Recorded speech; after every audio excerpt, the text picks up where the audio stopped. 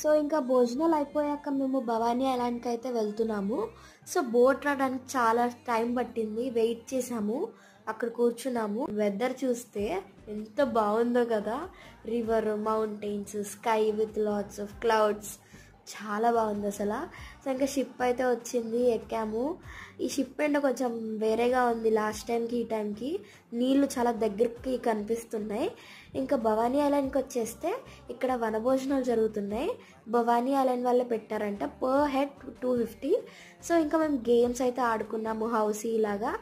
ఇంకా మాకు షాక్ ఏంటంటే రెయిన్ స్టార్ట్ అయింది, చాలా బాగుంది నాకైతే చూడటానికి. ఇంకా బోట్స్ దగ్గరికి వచ్చాము, ఏం చేస్తున్నారా అని చెప్పి.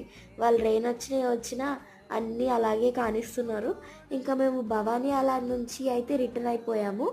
చూడండి ఎలా ఉందో వ్యూ అంతా కూడా, మొత్తం కప్పుపోయిందనమాట వానతో.